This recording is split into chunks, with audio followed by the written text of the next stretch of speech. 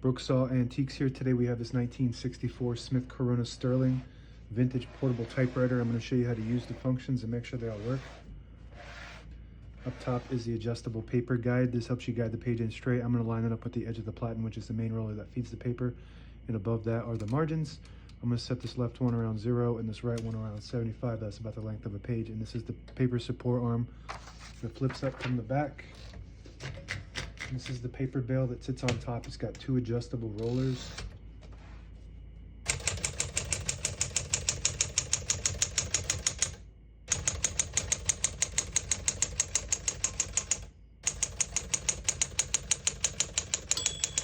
Once you hear the bell, you're at the end of the margin. Hit this line space, get you back to the beginning, and skips 1, 2, or 3 spaces. Right now we have it on single, but if you want double, you just flip this switch forward once.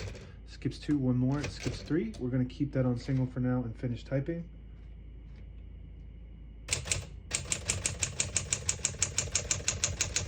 As you can see, all the keys type nice and none of them skip or stick. I'll type a sentence in red on the next line, switch from black to red. There's a switch on the right side here. You flip it all the way down to the red square. It prints the bottom portion of the ribbon when you have it in the middle. It doesn't print any ink at all. It just leaves a stencil for copying purposes. When you have it up top, it prints the top portion of the ribbon, which is black. So we're going to move that for red.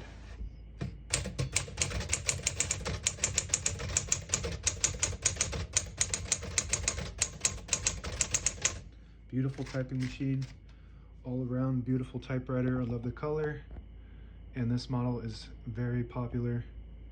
I'm a big fan of this model. It just has that look, that 60s look. To pull the page out easy, there's a switch on the right side here. You just flip it forward to unlock the rollers, allowing you to pull the page out easy, or load thicker paper like carbon copy or cardstock. That actually automatically goes back to its resting position. We're gonna put down the paper support arms from the back. You've got a shift on each side and a shift lock on the left. To clear that, just hit the shift button again. A backspace above that, looks good. Tab on the right side of the keyboard. Right now we have 1 tab set in the middle. To clear that tab, you just hit the CL button. So now we don't have any tabs, but as you can see, it kind of goes all the way to the end, causing wear and tear on your typewriter. So I always like to set one somewhere in the middle. So I'm gonna hit that set button to set the tab there. And you can set as many tabs as you want on this model. MR, right next to that is margin release. To get to the end of the margin, there's a mechanism that blocks you from printing, and if you hit that MR button, it will allow you to go all the way to the end. That works good. I'm gonna move the color back to black, so the next time we print, we don't print red. All the brand new ribbons loaded on this left side, so it's pulling to the right, and if you want to switch that direction, there's a switch right above the backspace. You flip it up, and it pulls counterclockwise to the left. You push it down, it pulls clockwise to the right. That's the way we want it. This little lever here is the touch control. The farther left you go with this touch control, the more tension there is when you hit the keys. The farther right you go, the less tension. You don't have to hit the keys as hard for them to print, but they don't respond as fast as when you have it on a high tension. I like to have it on low tensions because I'm used to typing on a computer, so I don't have to hit the keys that hard. That's what I'm used to doing.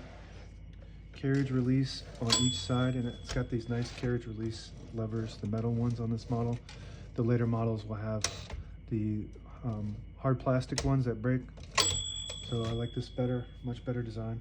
And this flip panel flips back, and you can actually pop off the, by lifting up a lever on the inside here, you can pop off the platen, so you can get in there and clean it, or if there's a jam or something, you can easily access that area.